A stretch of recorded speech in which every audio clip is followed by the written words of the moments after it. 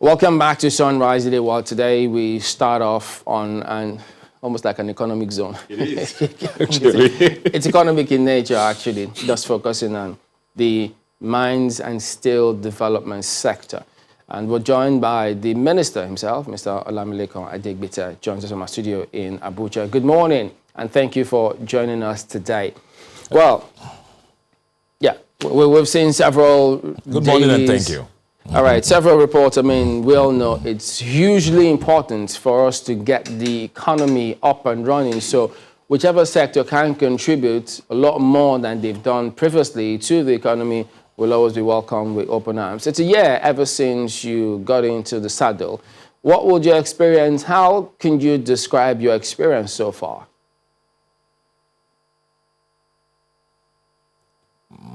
Well, it's been really a learning process for me. Coming into mines and steel development was a novelty. But as I've said, the people in that sector, especially the people in the ministry, they've been good to me, availed me of the knowledge. And even people outside the ministry, I got a lot of literature when I came in. It's still a learning process, but I'm catching up. And I'm glad that as a team, we've been able to achieve a few milestones. You know, when you got in there, or maybe before and when you got in, there's always that notion of, yes, you set goals, you set targets, you want to achieve them as quick as possible. How easy or difficult has it been, or was it, when you saw the task that was ahead of you? Well, I was particularly lucky because there was a roadmap that was designed for the sector in 2015. It was a 10-year roadmap to culminate in 2025. So when I came in, the most important thing was that I looked at that roadmap and I was able to tinker with the roadmap slightly, of course, to suit the direction I wanted us to go. And that's why it was a lot easier. It was not like starting from scratch again. We had a 10-year plan that was ongoing. All I had to do was to look at that and then see where we could adjust. And then, of course, set the targets and, of course, focus and move forward. And like I said, there were even people that were involved in preparing the roadmap. The moment I was named as the minister, the first set of documents I got, literature, was from those people. They sent a lot of literature to me that I kept reading and all that. So I caught up fast. And I was able to flow with that roadmap. And like I said, just a little tinkering, and then we're on course. Well, there are some lofty ideals. And I mean, if that roadmap is fulfilled, it definitely will, make a lot of impact. But let's go through some of them now. Yeah, talking about that roadmap that you talked about, one of the things that roadmap identifies are the challenges in that sector, the mines and steel development. One of you must have gone through it, as you have said. Project financing, security, illegal mining. How have you prioritized these challenges, and how far so far? Well, the challenges are there, but I chose not to focus on the challenges, but to set goals. And of course, as we go along, of course, we overcome those challenges. Like you said, there were just hurdles that we needed to overcome. What I did when I came in, essentially, was to set my goals for the downstream policy, which was not codified. I set a downstream policy, of course, to follow the gold economy in all ramification. And of course, thirdly, slightly out of the roadmap, because that was a steel development, to focus on Ajaokuta, trying to bring Ajaokuta on stream. These were my three focus areas. And as we went along those areas, we were able to overcome those challenges. Of course, the issue of security, we got all the bodies, like the Chief of Army Staff, the NSA, that's National Security Advisor, the Inspector General of Police, Director of SS. They are all on a committee with myself that, of course, focus on security in the mining sector and, of course, provide solutions. So this is ongoing. But like I said, the challenges will be along those sectors along those focus areas that we'll set for ourselves. whether it's in the downstream policy or in the gold economy, or even if it's about Ajaokuta.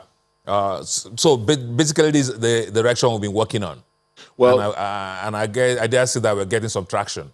Well, that's good to hear, but if you don't mind me staying on that security issue a little bit longer, you know as well as I do that so long as anyone's investment is there, they want to be sure that their investment is secure. That is why the issue of security in the mining areas are very, very important. Further on that, on the one hand, you have talked about this committee that you have put up to ensure security of the mining areas.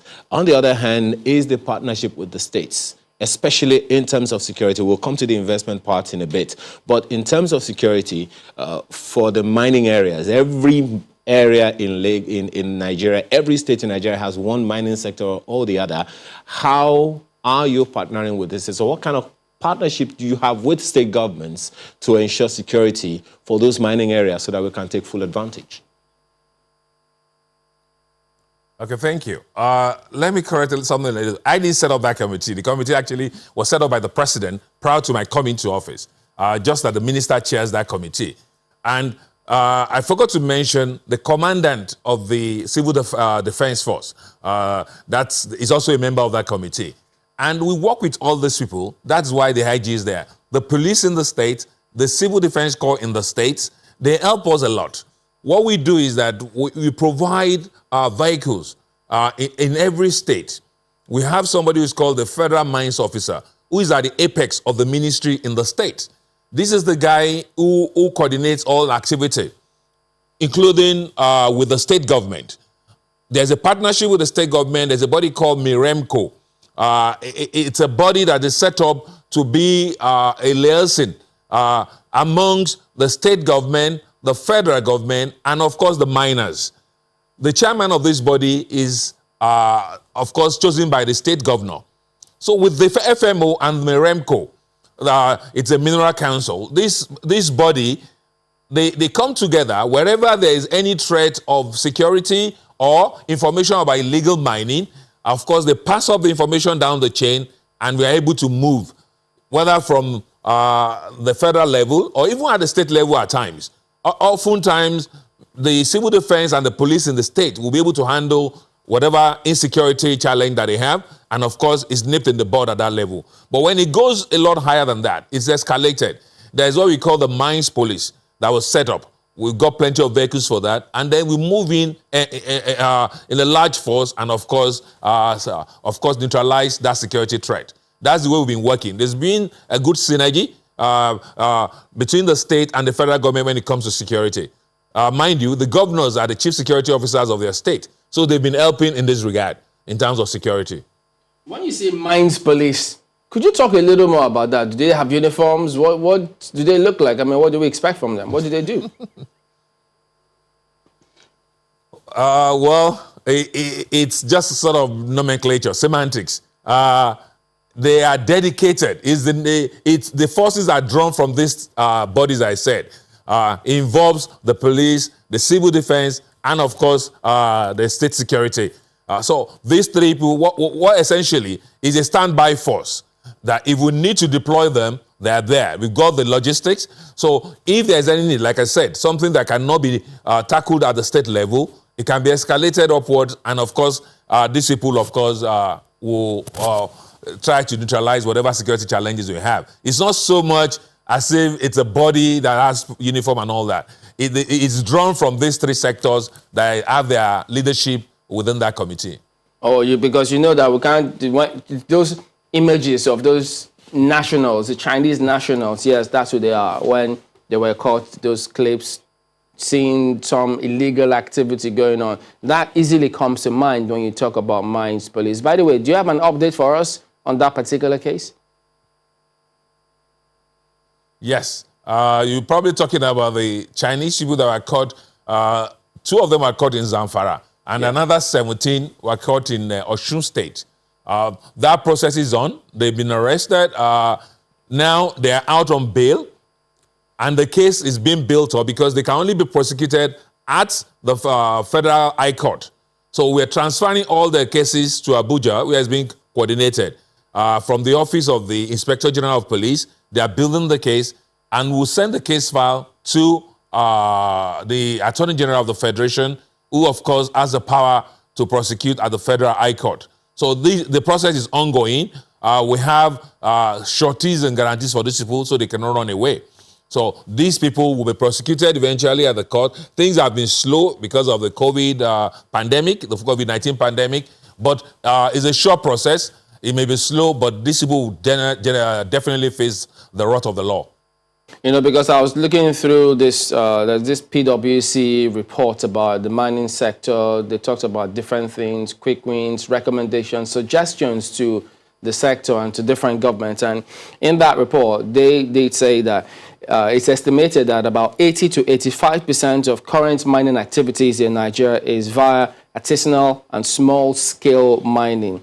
Now, the sales channel is largely unofficial and embedded with smuggling, and then the distribution cartels, those are the ones who also play key roles there. So what kind of progress are you making to ensure that no one thinks that they could just embark on this kind of venture and get away with it? That mindset has to change.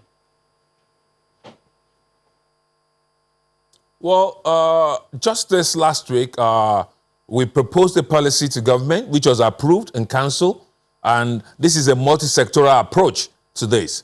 The people who smuggle the minerals out of Nigeria, of course, take it through our borders, whether through the ports, the airports, or through the seaports. They take it throughout our borders. So we're working, part of the proposal is to strengthen the relationship between our ministry and Ministry of Finance, who supervises customs. Because I personally have been to see the Controller General of Customs a few times and suggested a few things that could be done to, of course, nip this in the bud. We've caught a few people. Like I said, since I came into office, things have improved a little. A few people have been caught trying to smuggle out gold. Gold being, because of its immediate value, is the most smuggled mineral out of Nigeria. So we're working on that level with customs. We're working also with the Ministry of Interior that supervises immigration, because most of these Chinese people that, of course, go on to do illegal mining came into Nigeria through immigration. They have some sort of stay or whatever work permit. Of course, not for mining. They come in another guise and they find themselves in mining. So we're working with Ministry of Interior, Immigration, to make sure that there's a monitoring mechanism in place. If you come in to work as a construction worker, you don't end up doing illegal mining. So these are some of the approaches we're taking to tackle all this. It's a multi-sectoral approach. The policy has been approved by government, by the council, and we're forming synergy with all these agencies to make sure that this is nipped in the bud, or at least will minimize that loss from all this illegal smuggling. I'm just wondering, is there any such thought as to maybe in a way to continue making sure that it's difficult for illegal miners? Companies that these foreigners come to work with, these expatriates, are you thinking about possibly telling them, look, you need to help us out here, such that you keep an eye on these clauses in that document wherein if any of these expatriates are caught doing several other things, you may have questions to answer.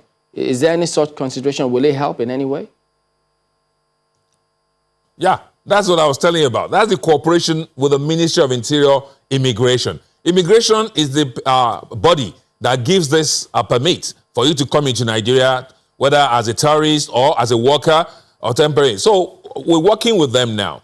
There has to be a monitoring. It's not just enough, okay, you get a permit and then you come into the country and then you're able to roam about and all that. So we're setting up an interface, a monitoring between my ministry and, of course, the Ministry of Interior, Immigration, so that we're able to follow up. What happened? Of course, these people, whenever they are caught, they deny any affiliation to any company, of course, knowing the implications. But you know that nobody can come into Nigeria without passing through immigration. There's just no way you can do it, especially those foreigners, not, of course, people who walk across the border like our African neighbors. These foreigners, they come in through the airports to walk into Nigeria, and, of course, they have some sort of documentation. What we are working on is to make sure that we collaborate further and make sure that we monitor those people and make sure they're in the right places where they should be and they are not in the wrong sector. Well, that's for corporate organizations that they have to work with. I remember the last time when this issue of illegal miners the foreign illegal miners came up, in Osun State. The governor talked about some influential Nigerians trying to influence the process, so to speak. When we took you up on that the last time you were here, you referenced it as well. How far with that? How far have you been able to collaborate or dialogue with this so-called influential Nigerians, if you've been able to identify them? Well, we keep working on that. We keep working with the influential Nigerians. What happened is that you see, sorry to say this, they find the nationals to provide some cheap labor. No, I must say this, no foreign national can come into the country and start mining without having some kind of local backup. These people, they ride on the back of our artisanal miners. Where the artisanal miners are working, they hide behind them, and of course, they perpetrate this illegal activity. But more importantly, oftentimes, they have some backing from some, of course, influential people in the society. And we're constantly working with these people. Where names have been mentioned, we go to them and say, look, there are better ways to do this. Yes, there's nothing wrong bringing in foreign nationals to work for you. But then it must be done properly. And it cannot be done illegally. If you want to do mining, anybody, whether corporate, individual, you want to do mining, you come to us. Take a license. If you take a license and then, of course, you're doing your mining, nobody will question the kind of workers you bring, so long as those workers are here legally. So, but for you to use people who are here illegally and also to go on a site where you do not have license and, of course, mine illegally, that's what we're trying to discourage. People are allowed to mine. If you go through the proper process. And of course, you can use any worker you want if you go through the proper process. I know you've spoken about gold, and yes, we do have a gold refinery, I think, in Ogun State, and huge gold deposits as well in the country, different parts of the country. What is your plan, the ministry's plan, to ensure that we have a lot more of this exported? Well, we have 2 gold refineries that has been licensed. One is in Ogun State, like you said. The other one is in Abuja here, very close to the airport. So 2 licenses so far. But it's still open. Anybody that's interested can apply. And of course, when you fulfill the conditions, we'll grant you a license for a refinery. But what we're doing, essentially, is in 3 parts for this gold economy. One is the one that is very popular now, the PAGMI, where the bullion was delivered to Mr. President a few weeks back. And of course, the bullion was purchased by the CBN to add to its foreign reserves. The advantage of that is that we produce gold, and that's the first one. The first bullion produced from Nigerian gold, of course, which increases the foreign reserve of Nigeria, and it's paid for in Naira. So this is a way we can hand dollars and money abroad without just outside oil and gas. So that's true gold. But that's just one sector of the gold economy. The second one is the one we had just about 2 weeks ago, the Kano Doba, where we said, look, instead of just exporting or just depositing gold bars in the CBN, let's go the whole gamut. And that is, if you export, let's say, gold worth about $1,000 to Dubai, for instance, the gold that was sent to Dubai. When our ladies go there, or even our men, when you go to Dubai, the same gold you sold to them for $1,000, you buy from them for about $20,000 in jewelry. So what we are doing essentially in the second part of that gold economy is to create that value within Nigeria. So we are bringing in some experts from Germany. They're going to train what we call the trainers. We've started that process to identify trainers in every state. That process is on already.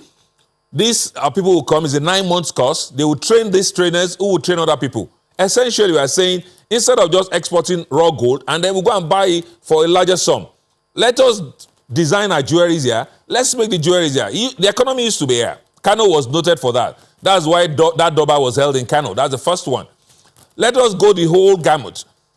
Design the jewelry, manufacture them locally, and people can even come from abroad to buy gold from us. So therefore, we are creating jobs and creating value within the local economy instead of just exporting gold. That is the second one. The third one is gold to cash, which is also part of the economy.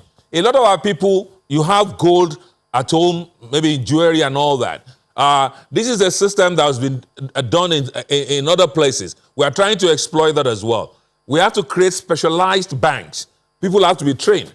You can take your jewelry to a bank, and your jewelry could be worth maybe ₦1 million, ₦2 million, whatever. You deposit there, and you get a certificate for that.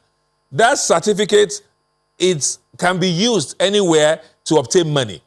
If you have gold deposit worth about ₦5 million and you get a certificate, you can approach any bank and, of course, maybe use that as collateral to obtain money. That is to create activity within the economy using the gold. A lot of people just store gold up in their, maybe in their safe at home, or they take it to a bullion place, or go and put it in the safekeeping in the banks.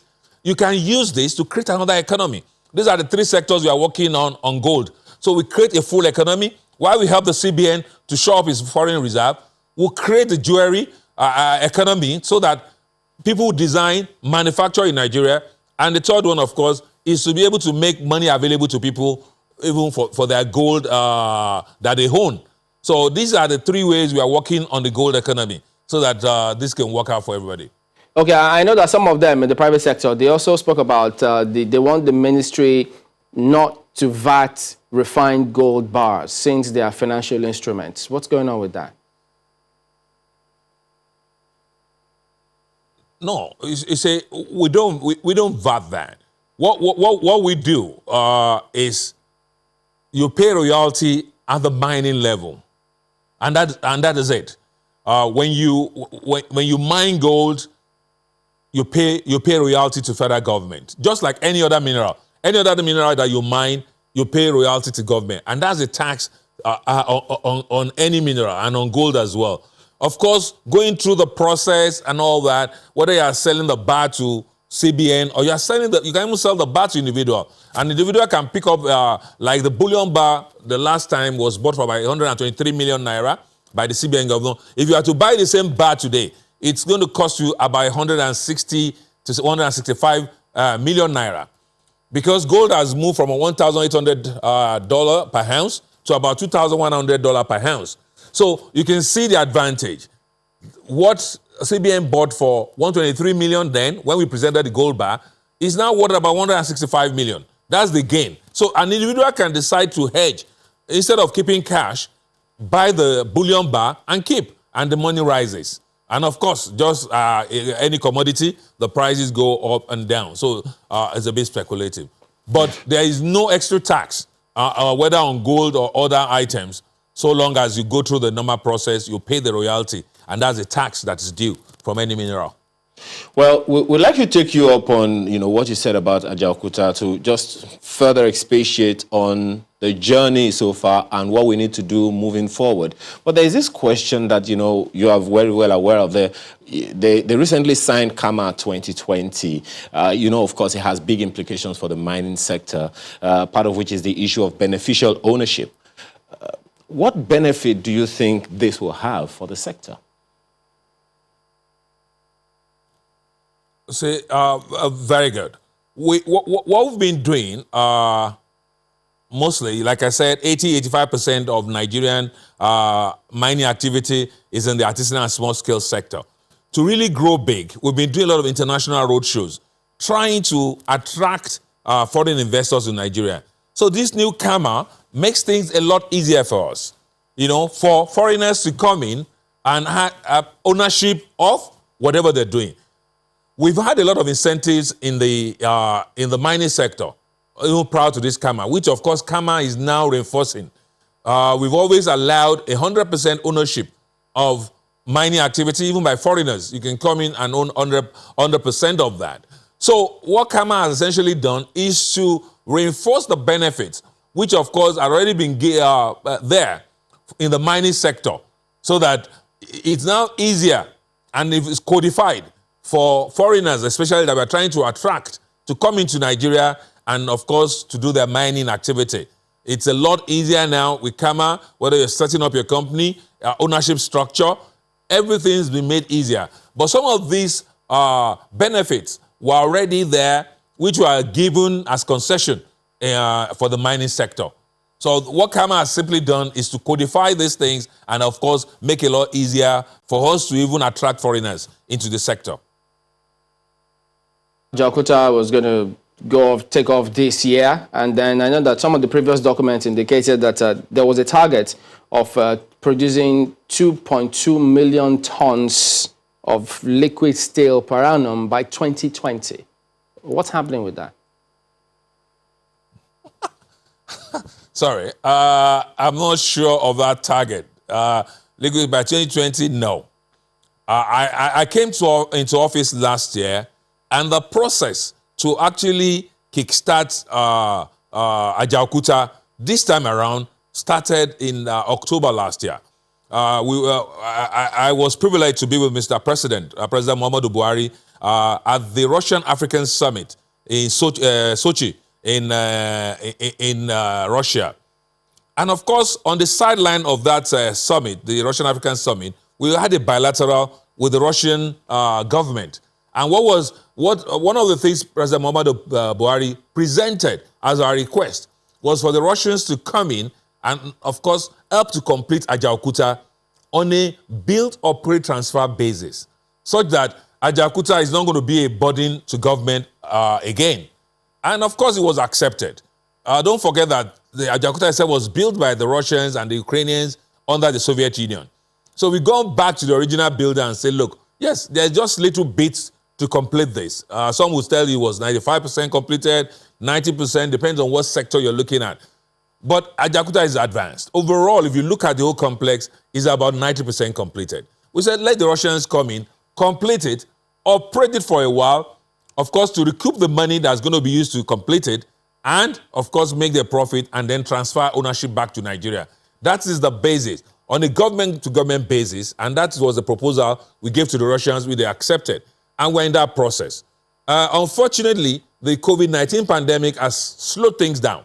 We will have moved further than we were now. The plan was for the Russians, after exchanges of some papers and, of course, a few meetings, we had a meeting in Cairo, the Russians were supposed to come down sometime in March to do what you call evaluation. That's the audit, technical audit of the complex itself. They need to look at the machineries, the complex, and everything, and say, look, for us to kickstart this thing, bring it to a working condition, is going to cost X amount. That's what the technical audit is all about. It's for us to be able to do an audit and say, yes, to bring this back on stream, it will cost X amount. After negotiation of that bill that will be submitted, then the Russians will move in. The audit itself was supposed to take 3 months. If they had come in March, by now, we will have probably have the engineers working on site. We will have had March, April, May. Maybe we'll take June to negotiate, and then July they will move in. Unfortunately, because of the pandemic, this is August, they are yet to come for the audit. The audit has to be done physically, so we are looking at as soon as the international border thing is lifted, people can move across, they'll come in and do the audit, and then we can be on. The whole thing was supposed to take about 2 years for them to complete and, of course, start operation. This, of course, has been delayed a little. So 2020 was not in the reckoning. If they had started in this 2020, we're looking at 2022. Maybe third quarter or last quarter of 2022 to start production. They are hoping that we can still be on track, fast track a few things, and of course, still be able to do maybe the last quarter of 2022 or early 2023 for Ajaokuta to come on stream. All right, Minister. Okay, let me see if we can squeeze in just what. Okay, I'm afraid they still will have to go. Wanted to find out. Maybe you tell us much later what we look to achieve before you hand over as Minister. But I guess we'll do that at another session. But we do thank you for talking to us today, and we wish you all the best.